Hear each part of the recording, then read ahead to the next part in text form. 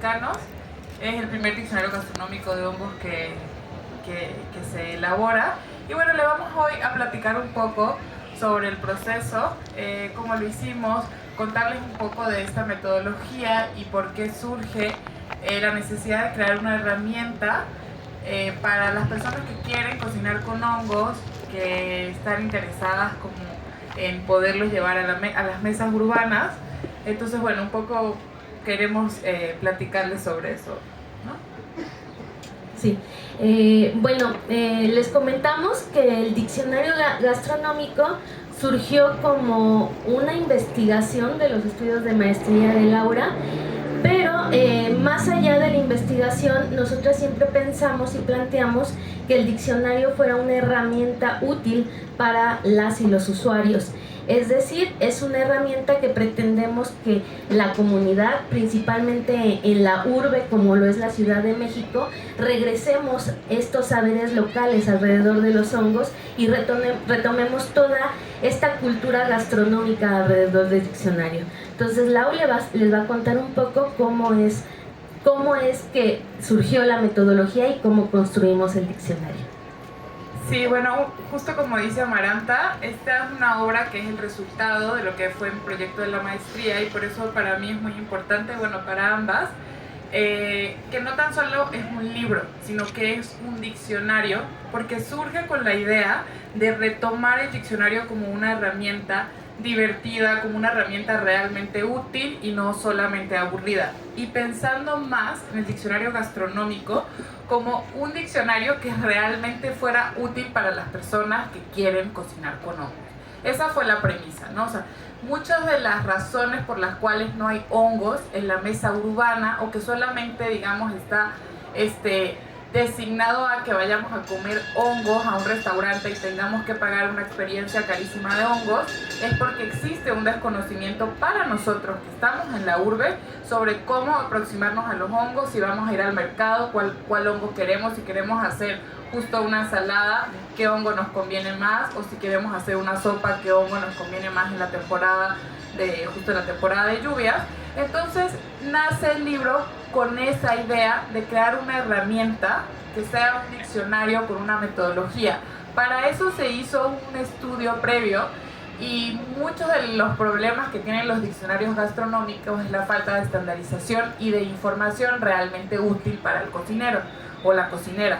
Entonces, partiendo de toda esta investigación previa que se hizo sobre qué es lo que viene en un diccionario gastronómico, se propone una metodología nueva donde, bueno, si ustedes ya luego ven el diccionario la parte interna, tiene, digamos, unas categorías particulares sobre el tipo de hongo que viene. Ese fue un trabajo que Amaranta ahorita les va a comentar un poco más, que se desarrolló toda la taxonomía, pero una de las características más importantes de la obra es que tiene todas las propiedades organolépticas: sabor, color, textura, tipo de cocción. Incluso hicimos también una estandarización con varios cocineros, dentro de ellos Juan Escalona y Cris Rubio, que fueron quienes nos estuvieron apoyando en esto, para poder estandarizar qué tipos de cocciones se le podía aplicar. Entonces, recomendamos si estos hongos deben ser cocinados asados, si estos hongos deben ser cocinados en sopa, si con salsa verde, si con salsa roja, o sea, como toda esta información que realmente fuera útil para poder cocinar hongos en la casa.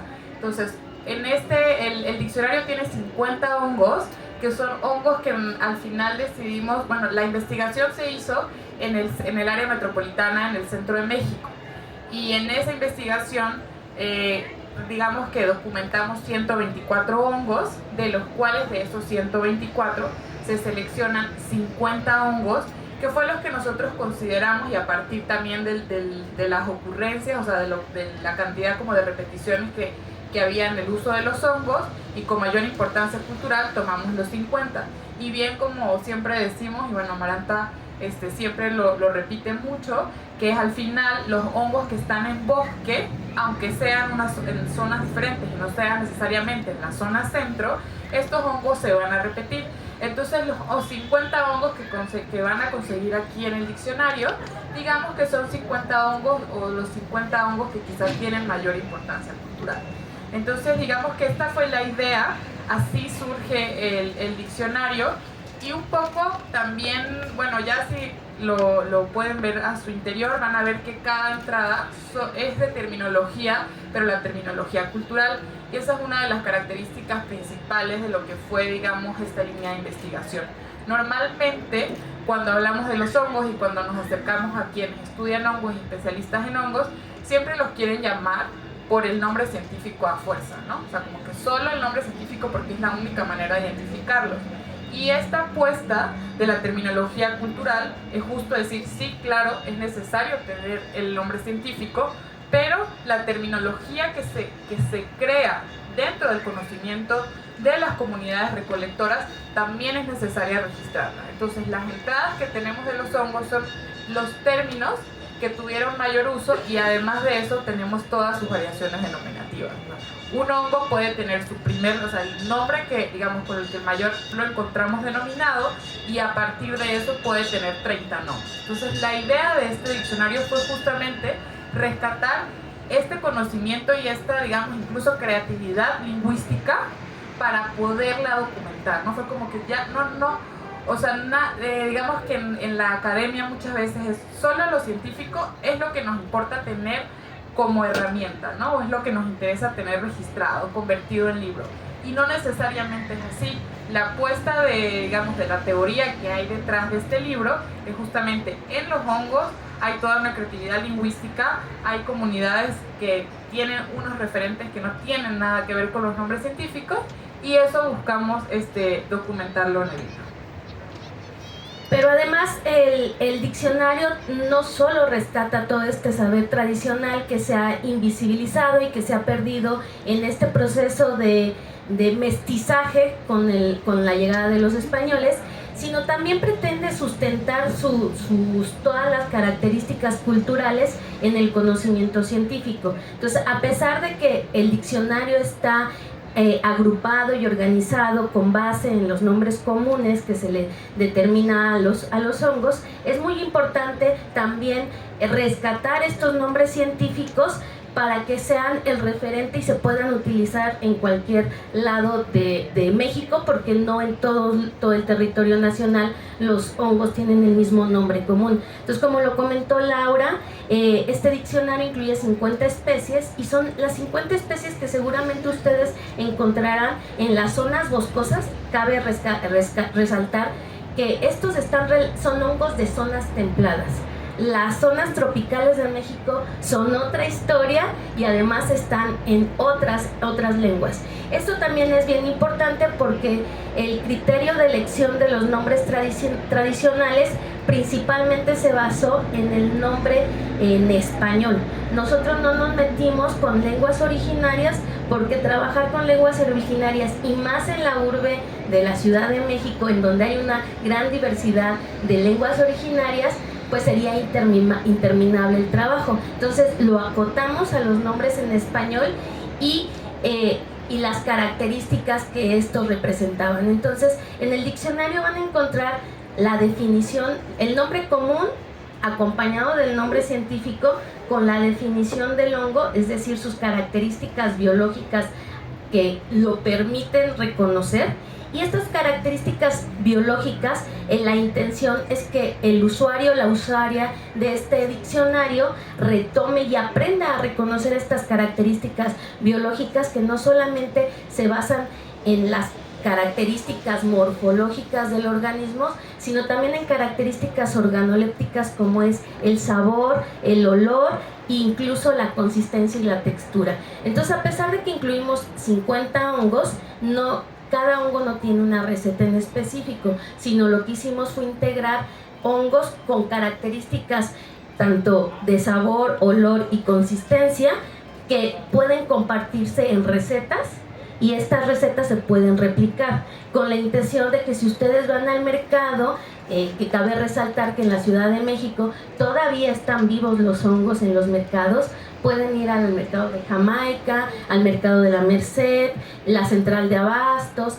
incluso en las zonas periféricas de la Ciudad de México como es Milpalta, Xochimilco, la Magdalena Contreras, Coajimalpa, pueden encontrar estos hongos en la venta en los mercados Y entonces la intención es que si ustedes no encuentran la especie que viene en el diccionario, a partir de las características organolépticas, olor, sabor, consistencia, puedan sustituir esta especie con otro hongo.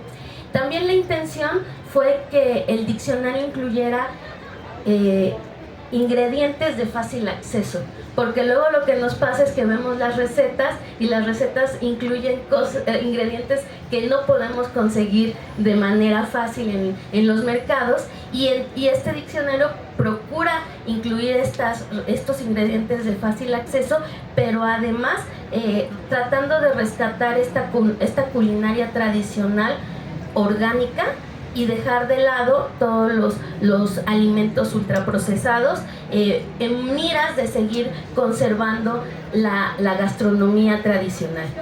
Cabe resaltar que en la Ciudad de México también era una cultura micofílica, es decir, tenían aprecio por los hongos, pero en el proceso de mestizaje se perdió mucha información alrededor de estos, y incluso en nuestra cotidianidad los hongos ya no están tan presentes como era antes de que llegaran los conquistadores.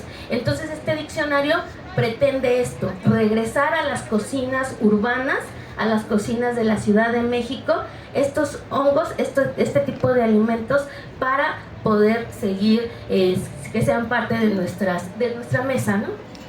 Sí, justo si van al libro, tiene 2 textos introductorios, bueno, uno escrito por Amaranta, otro que escribí yo, y en ese proceso, o sea, en el escrito sobre los recetarios y los hongos, ahí se teje como, o sea, se hace un seguimiento histórico sobre cómo los hongos, los diccionarios y los recetarios en la cultura gastronómica mexicana estaban relacionados, ¿no? Desde qué momento se podía ir siguiendo una relación. Y hay un texto hay 2 puntos que a mí me parecen súper importantes de ese proceso, digamos, de rastreo de los diccionarios, los hongos y los recetarios. Y es que justamente en el primer recetario, que es el nuevo recetario mexicano, o sea, el primer recetario que sale ya con el concepto de nación, ¿no? O sea, como de México como una nación, en ese recetario salen una receta de hongos y tiene un pequeño, como digamos, ¿no? Como un pequeño comentario, eso lo van a encontrar en el libro, o sea, van a encontrar esta anécdota, y justo dice, bueno, aquí se están usando los hongos, pero como ya bien saben, los hongos están designados para la gente pobre, pero aún así aquí los estamos poniendo pese a que son alimento para la gente pobre, ¿no? Así sale el primer registro de los hongos, ya en un diccionario que se consideraba mexicano, digamos, habían ya muchos recetarios previos, pero me refiero a concepto nación, ¿no? México como nación. Y posterior a eso, también en una carta de Melchor Ocampo, que le hace a su esposa acá, le dice, oye, estoy aquí en Francia y me estoy dando cuenta que la gente aquí sí come hongos, o sea, la gente como de clase sí come hongos, fíjate que no es solamente un alimento de pobre. Y entonces, a partir de todos esos registros se fue creando un concepto, y bueno, por otros momentos también justo relacionados con los hongos enteógenos, etcétera, donde el hongo se fue desplazando de la cocina mexicana. Entonces la idea es esa, como bien dijo Amaranta, las recetas que vamos a encontrar en el diccionario, la receta que vamos a hacer hoy, la idea es como poder incluir el hongo, como un ingrediente normal de nuestra despensa, ¿no? O sea, que podamos hacer, o sea, ahí van a encontrar desde unos huevos, o sea, en el diccionario, desde unos huevos que se pueden hacer en la mañana con setas, hasta una conserva de hongos, y bueno, una de las recetas más interesantes, yo creo, del libro, que incluso tenemos un postre con hongos, que son con los hongos duraznillo en almíbar, ¿no? Que de eso, bueno, de nuestra, digamos, en este último año último casi un año, en el que tenemos trabajando con las recetas de los hongos, lo hemos llevado a diferentes preparaciones. Con esta receta principal que se hizo con los hongos en almíbar, justamente lo hemos llevado hasta convertirlo incluso en un helado, por ejemplo, ¿no? Entonces un poco la idea es como que, bueno, ver la versatilidad de estos ingredientes, también poder conocer la riqueza de sabores, olores, texturas. Yo siempre a mis alumnos de cocina les digo eso, mientras más tengamos acercamiento hacia nuevos ingredientes, nuestro panorama de lo que podemos cocinar, de lo que podemos hacer, digamos que se abre, ¿no? Entonces un poco la idea del diccionario fue esta, y no sé si Ama, ¿quieres agregar algo más? Pues ya para pasar a la demostración de la receta, cabe resaltar que el diccionario no solo incluye especies silvestres, también incluye especies cultivadas, y esto es bien interesante precisamente para esta época del año en donde las especies silvestres no las encontramos en los mercados, pues recurrir a las especies cultivadas para poder seguir disfrutando de los beneficios nutrimentales y culinarios de los hongos. Entonces hoy les traemos una demostración de una receta muy sencilla que trae el diccionario, que es una ensalada con setas. Además, más adelante vamos a darles, hay una pequeña muestra gastronómica, evidentemente creíamos que eran menos personas, que no íbamos a tener tanto público, pero sí. Entonces, pues los insumos son limitados, obvio, pero pues vamos a dar una pequeña degustación en la carpa de acá atrás al terminar la presentación, y esa pequeña degustación es una receta también que incluye el diccionario, hecha es un puré de camote con huitlacoche, otra especie que encontramos durante la temporada de secas, y es una receta sencilla de hacer, y además pues es como interesante los sabores que mezclan la combinación del huitlacoche con el camote, ¿no? Entonces, bueno, pasamos a la demostración de la receta y después nos vamos a la degustación, ¿no? Sí, no sé si mientras hacemos alguien vaya a hacer, bueno, no sé si van a hacer preguntas, pero bueno, básicamente les vamos a, como vamos, digamos que hicimos un poco la trampa de la televisión, ¿verdad? Ya están cortadas las cosas. Veíamos Chepina de chiquitas. Entonces, la verdad que es algo súper sencillo. Las setas, bueno, además tampoco podíamos tener fuego. Entonces las setas ya están cocidas, pero es algo súper... Bueno, tenemos seta rosa, gris y blanca en este mix de setas. Y más que nada más las asamos, en este caso. Tenemos un mix de vegetales que vamos a usar este que está por acá, que lo tenemos aquí, pero pueden usar cualquier mix, ¿no? Aquí este es de kale y... no, este es kale y tenemos lechugas.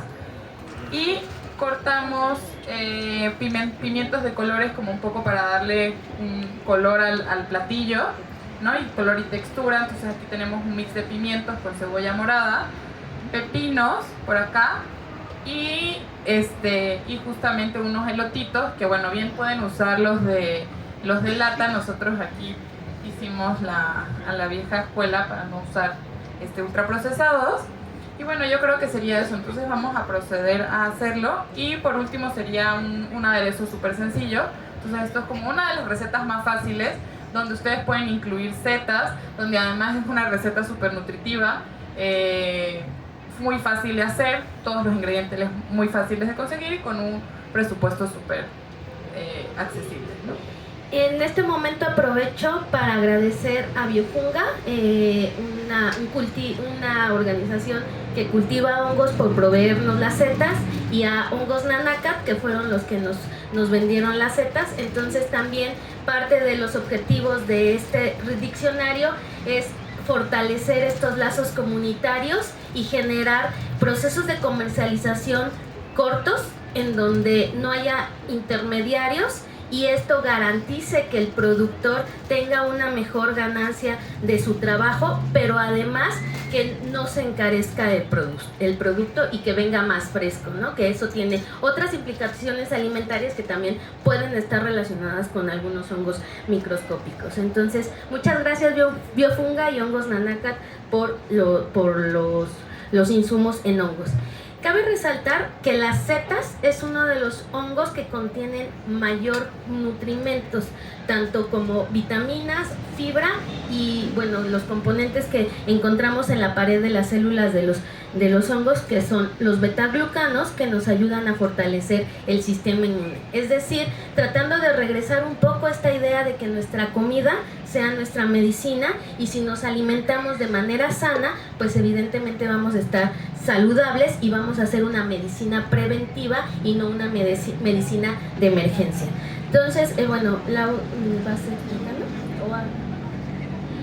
¿Alguien tiene alguna pregunta para ir? Sí, a ver. Primero vi acá. ¿Hay un micro para las preguntas? ¿Alguien nos puede apoyar con un micro? No sé si... Pero bueno, creo que de cualquier manera nos escuchamos. A ver, si quieres yo paso esto, ¿no? Eso. Ajá, yo. Ok. ¿Me pueden levantar? Ya nos van a apoyar por ahí. El chico de azul y la gorra, luego tú. Ya, ahorita me permiten estos tres y ahorita el chico de la gorra, y luego la chica y luego la señora del sombrerito. ¿La señora del sombrerito? Acá. Ok, gracias. Ahorita damos esta primera ronda y después.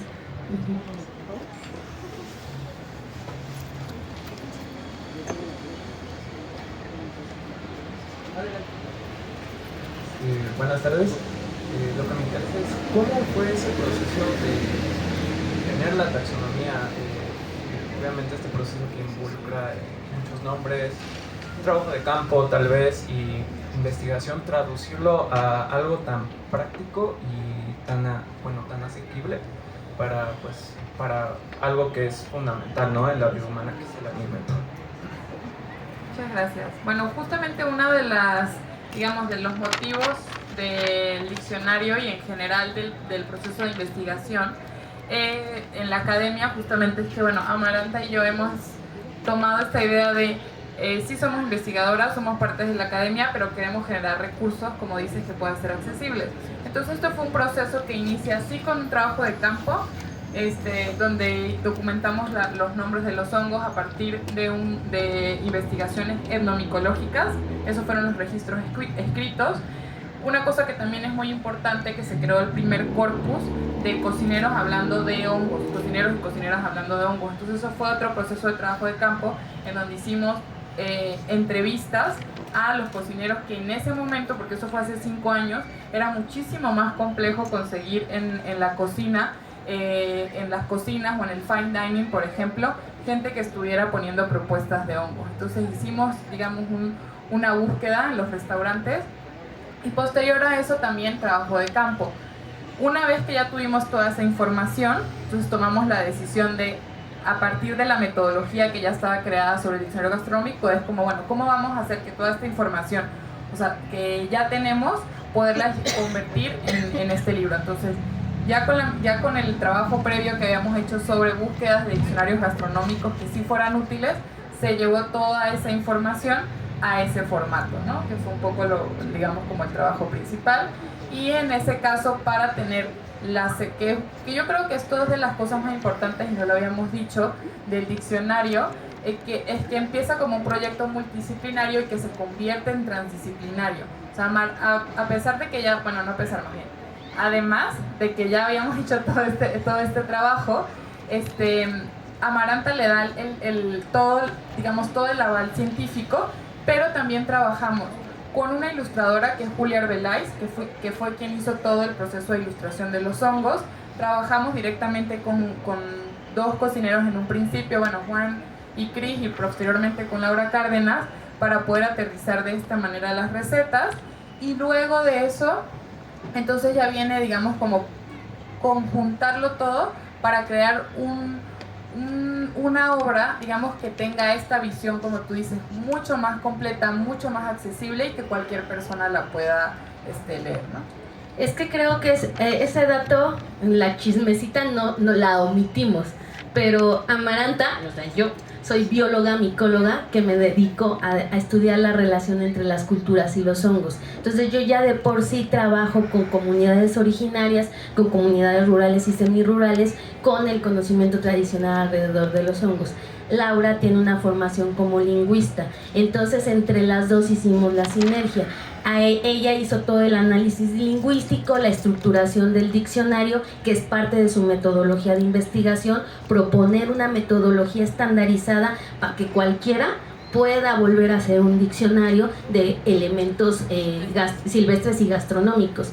Y yo soy la parte de la micología que sustenta la identidad de las especies, las características biológicas, pero también la parte de trabajo de campo, que yo llevo 20 años trabajando con comunidades acerca de esta relación culturas-hongos. Entonces, en este proceso, caminando con los hongueras, con los hongueros, pues que son los verdaderos maestros en el campo, fuera de las aulas, pues yo complementé mi formación como etnomicóloga. Entonces, esto es producto de un trabajo multi y transdisciplinario. Afortunadamente, ahora podemos decir que ya es transdisciplinario, porque incluso ya gente que ha comprado el diccionario nos etiqueta, cocineros nos etiqueta de, sí, ya repliqué esta receta y queda muy buena. Entonces, esto es por lo cual pudimos lograr.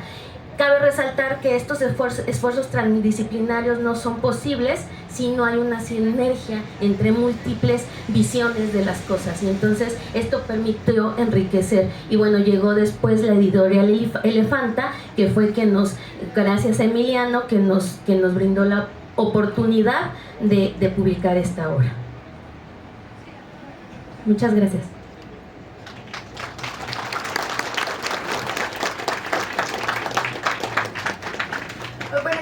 Pregunta respecto a las propiedades organolépticas. Mencionan que pues tienen esta información, ¿no? Pero además incluyen información sobre pues los aportes nutricionales que podrían tener las distintas especies, ¿o eso no se incluye? Esa parte ya no se incluye, porque para hacer propiedades, para hacer toda la descripción nutrimental de los platillos, tendríamos que pasar una parte química. Entonces es una fase aún más compleja. Entonces, en esta edición es solo las recetas, pero ya tenemos un reto, y el reto es que efectivamente las recetas traigan los aportes nutrimentales, y para eso pues hay que trabajar un poco más.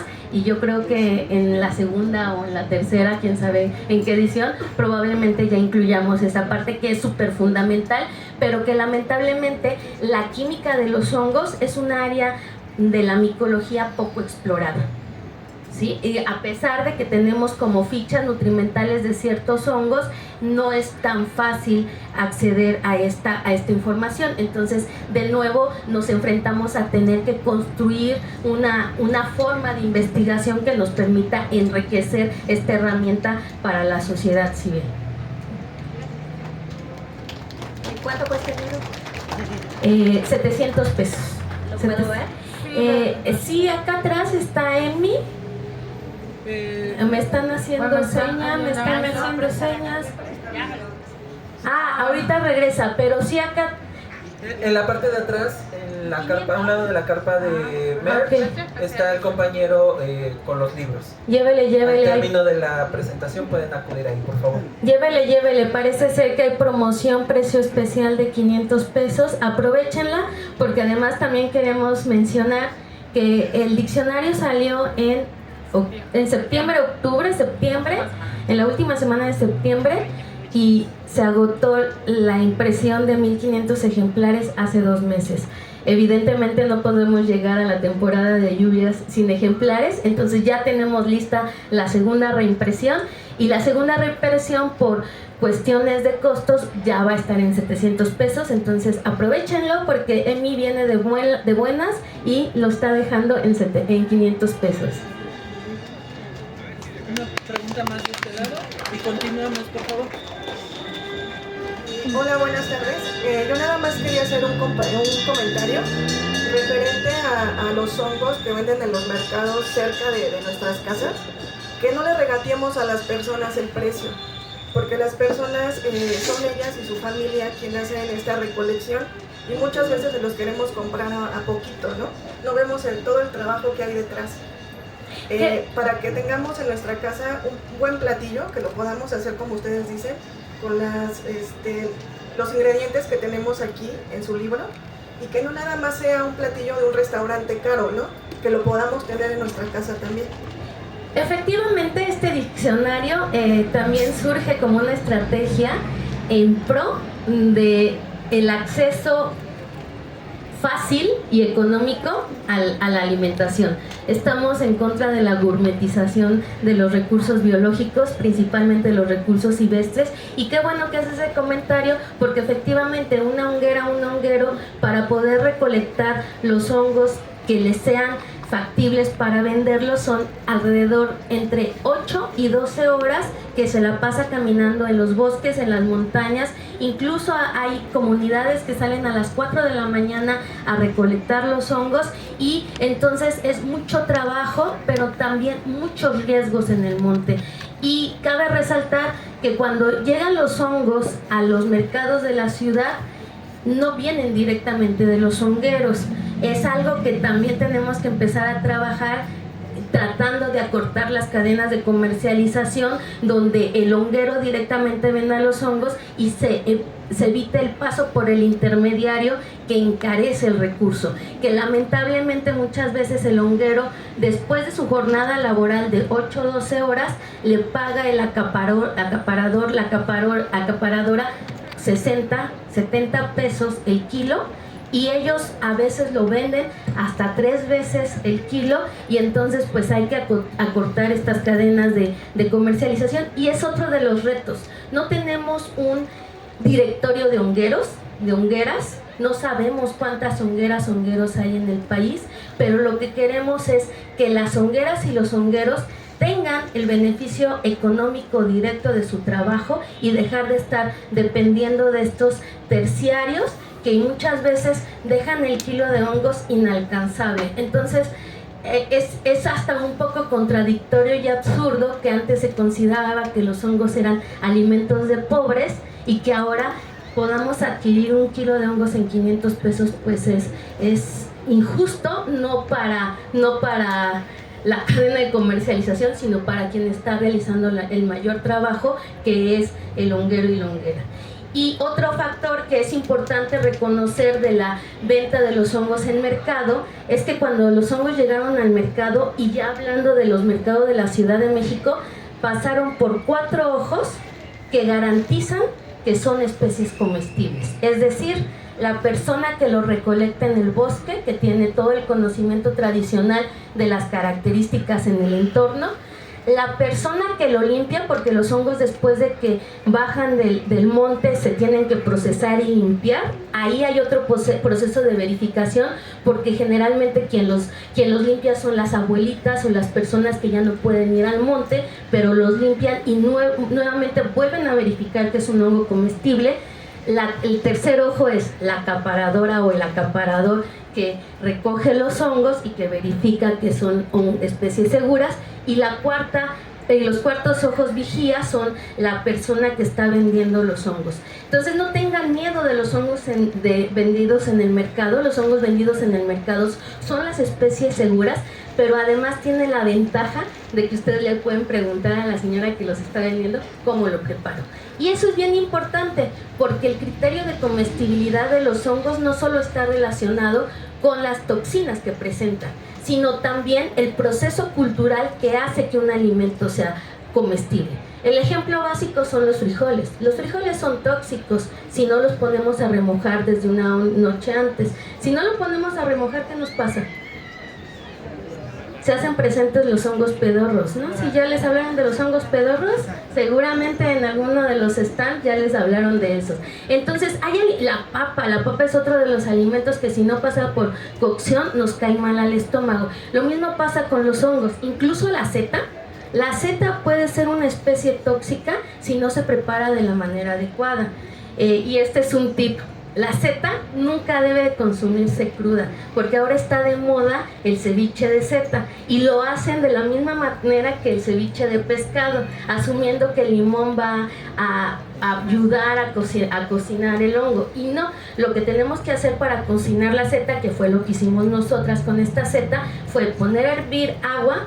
Ya que el agua está caliente, les dejan caer los hongos, y entonces ahí dejan que se cosan un poquito, le tiran el agua, y ahora sí ya pueden hacer el ceviche de seta. Esa es una forma, o la otra es ponerle agua, dejarlo que el agua se reduzca y freírlo, y es completamente segura. Entonces, el preguntarle a las personas en los mercados cómo se cocina el hongo es fundamental para complementar su diccionario, pero también para evitar pues una intoxicación que les provoque algún temor, porque ese es mucho de los mitos en las urbes, que los hongos nos van a intoxicar, y no, si lo sabemos preparar de la manera adecuada, no tienen por qué hacernos daño.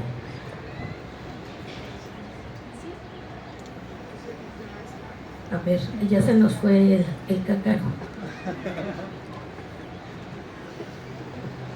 Bueno, precisamente iba a preguntar de cómo, una vez que compramos, cómo lo podemos conservar para que nos dure. Bueno, no sé si hay alguna manera, bueno, en los supermercados no sé si le ponen algún conservador y tenemos que, o en el mercado, pues como dicen yo, pues digo, bueno, le quito la piel, el hongo, o lo coso, o si no me va a salir igual, bueno, eso. Y aparte, bueno, un tip para hacer el hongo que sea un sustituto de la carne, bueno, así para que me sepa a carne.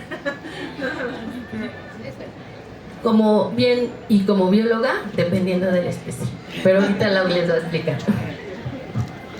Para procesar justo los hongos tenemos 2 recetas. Bueno, aparte de la deshidratación, que podría ser y que de hecho es una de las técnicas en las comunidades que más usan para poder tener los hongos en distintas temporadas. Por ejemplo, en el desierto de los Leones, cuando fuimos a hacer el trabajo de campo allí, ellos usan uno de los hongos, que son las morillas, para los tamales el Día de Muertos. Entonces ellos en ese caso lo que hacen es que deshidratan las morillas, ¿no?, en collar, y luego ya para Día de Muertos las vuelven a hidratar y con eso hacen los tamales, ¿no? Por ejemplo, eso es un caso.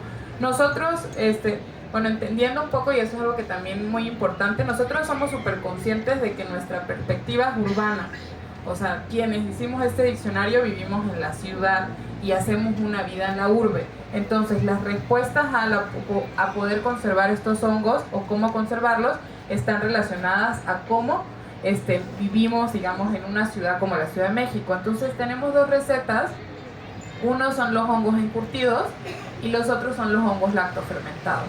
Entonces, creo que de hecho son 2 de las primeras recetas que hay, que se recomiendan tanto para el hongo silvestre, el sanjuanero, como para los champiñones, o sea, cualquiera de esos 2, pero se pueden aplicar a diversos de los hongos silvestres, y esos quizás son como que dentro del diccionario las 2 recetas que pueden hacer que los hongos duren más. Un hongo lactofermentado puede durar entre 3 a 6 meses si se resguarda de la manera adecuada, ¿no? Compren. Y la otra es que, bueno, esa no incluimos en el diccionario, pero bueno, la deshidratación es la básica, los lactofermentados, pero también otra de las estrategias que se han incorporado para conservar los hongos es hervirlos. No, o sea, lo mismo que hicimos con las setas, poner a hervir el agua. Una vez que el agua esté hirviendo, echamos los hongos, los dejamos de 5 a 10 minutos, los colamos y así pueden ir al refrigerador y congelarse y pueden durar meses. Entonces esa es otra forma de conservar los hongos.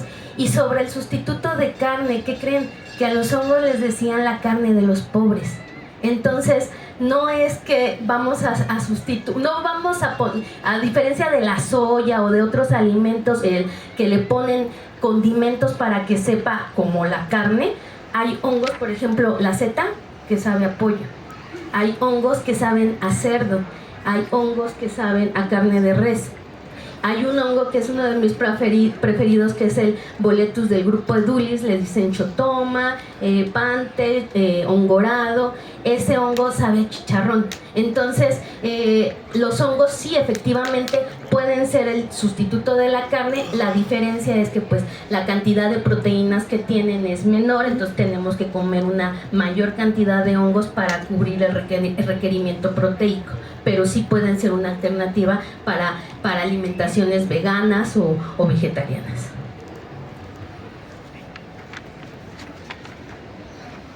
¿Ya se nos va a acabar? ¿Cuánto? ¿Ya acabamos o tenemos? 10 minutos más. Ok, una última pregunta y terminamos con la demostración de la ensalada y bueno, que les cuente Lau qué hizo y ya y nos vamos. ¿Va?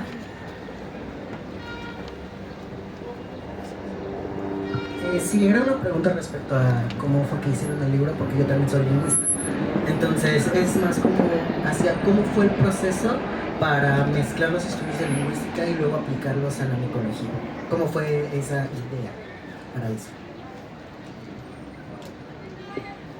Bueno, desde el área de la lingüística, digamos que teóricamente se está en lo que es la terminología cultural, que es, digamos, está un área un poco, digamos, nueva, si vemos en todo el estudio lingüístico que existe, ¿no?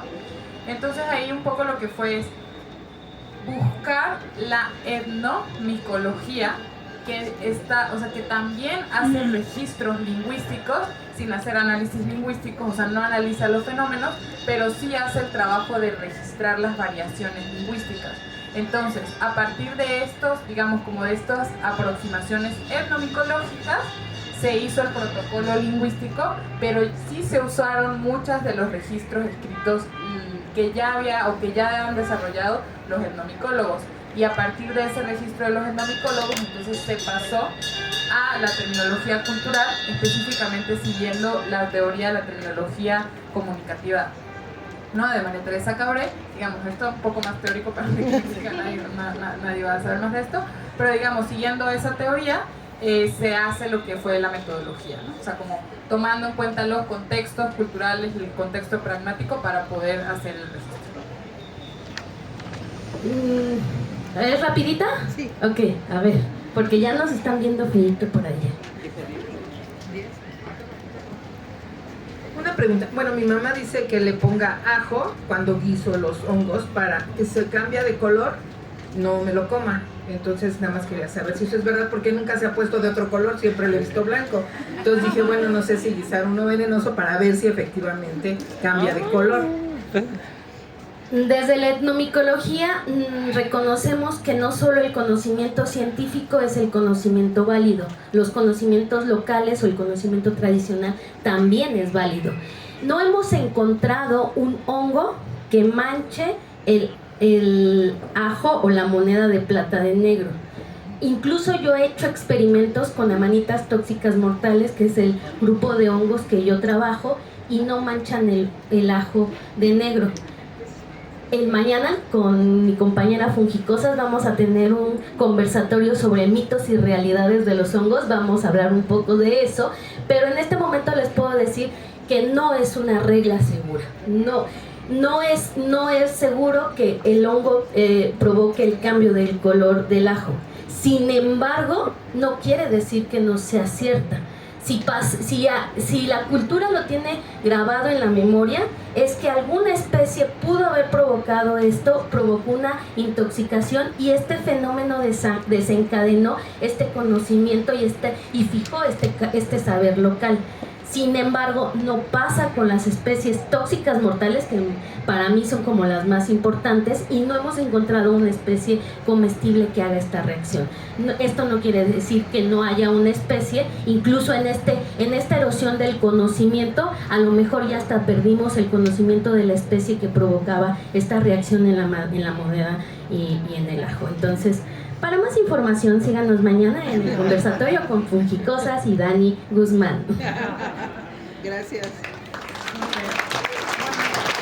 Bueno, pues muchas gracias por su atención. Perdón. Ya está la ensalada, pero bueno, la verdad es solamente mezclar los ingredientes. Ahorita en la carta atrás van a poder probar la ensalada, van a poder probar el puré de huitlacoche y camote. Y pues nada más, yo creo que eso, agradecerles mucho que hayan venido, y pues nos contenta mucho la recepción que ha tenido el libro. También nos contenta muchísimo que ver el aforo lleno, que también haya gente que está interesada por estos temas en la gastronomía, por poder, digamos, democratizar los ingredientes.